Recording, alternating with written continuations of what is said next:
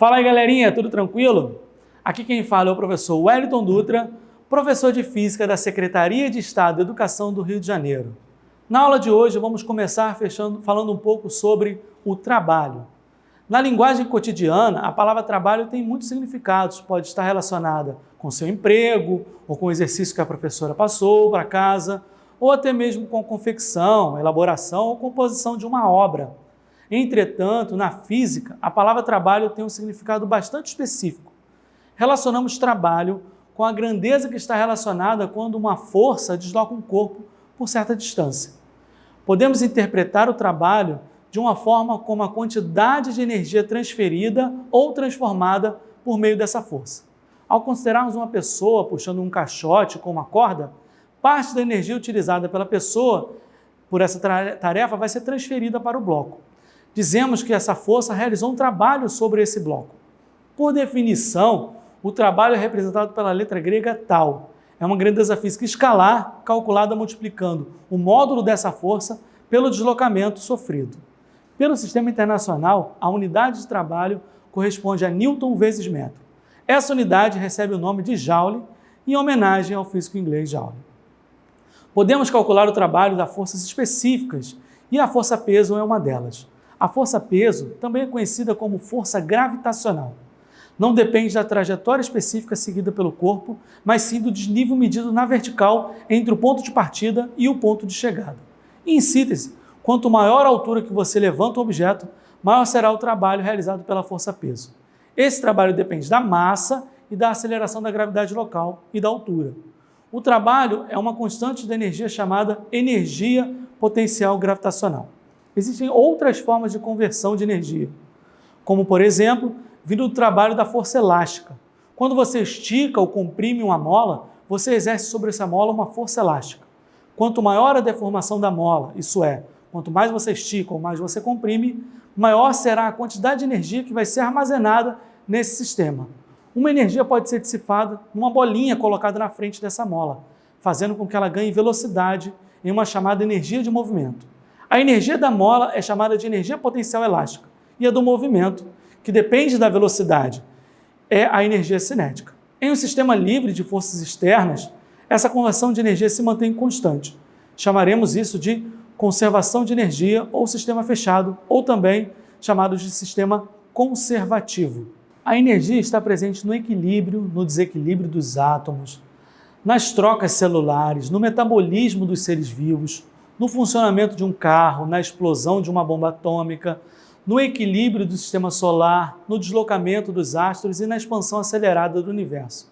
O vento também passou a ser utilizado para impulsionar barcos, mover as pás de moinhos, e até a energia das quedas d'água também foi aproveitada para a realização de trabalho. Inicialmente, ela foi utilizada para movimentar uma roda d'água, que poderia ser utilizada para movimentar outras rodas ou por meio de polias e cintas, colocar máquinas em funcionamento.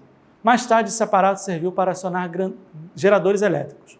O vapor começou utilizado para gerar energia no final do século XVII, mas foi aperfeiçoado por Watt, criando a máquina a vapor em meados do século XVIII. O calor de uma queima de combustível era utilizado para aquecer a água e transformá-la em vapor.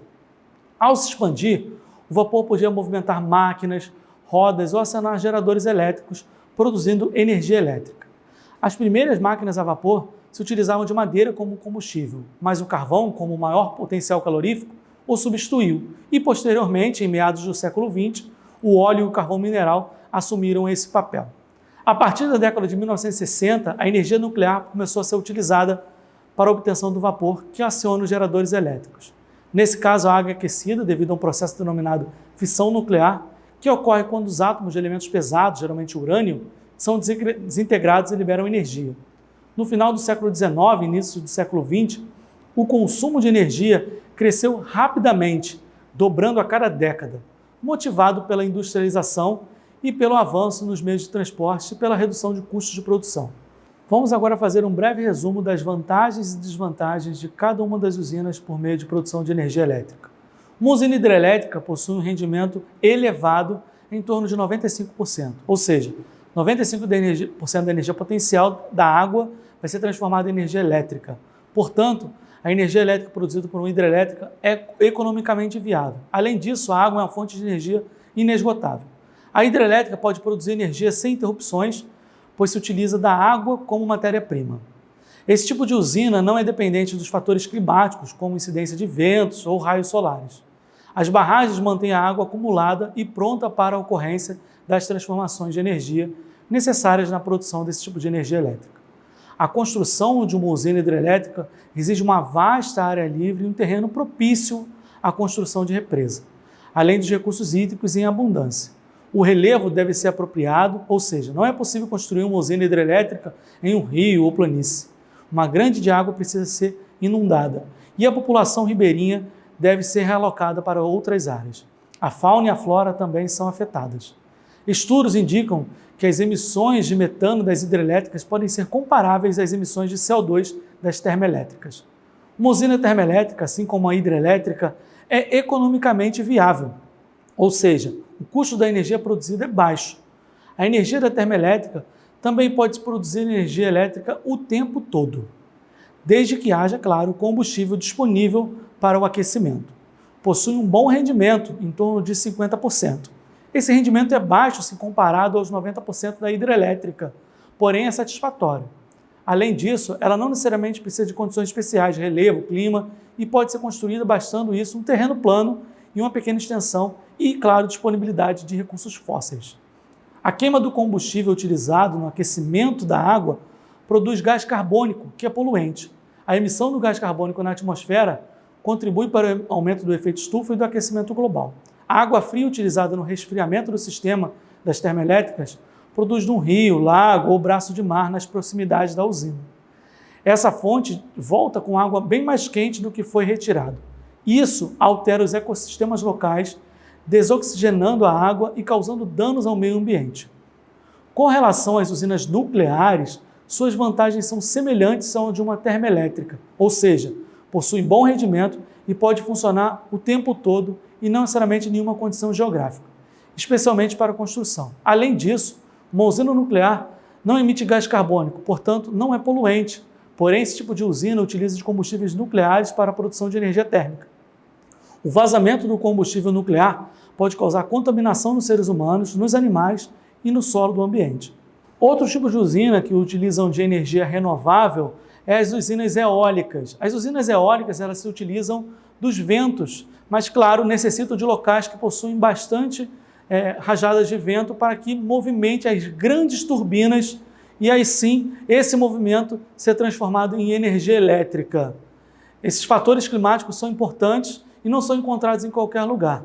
Se você viaja para o Nordeste, você vai lá encontrar vários desses grandes ventiladores que se utilizam dos ventos das regiões litorâneas para produzir energia elétrica. Outro tipo também de produção de energia elétrica muito importante, que vai ser o nosso futuro, é através da energia solar. Os painéis solares, eles convertem a energia do sol em uma energia elétrica. A energia luminosa, ela possui fótons. O fóton, eles são pacotes de energia que, ao incidir nas placas solares, eles convertem esses pacotes de energia em energias elétricas. Claro, as energias solares, os painéis solares, eles dependem e só produzem energia durante o dia. Por isso, eles são energias que são essenciais para o nosso futuro, mas ainda assim precisam de uma outra energia externa para poder complementar durante a noite. Sendo assim, as principais usinas que vão utilizar. Fechamos assim nossa aula de hoje. Deixe seu comentário e sua dúvida. Um abraço e até mais.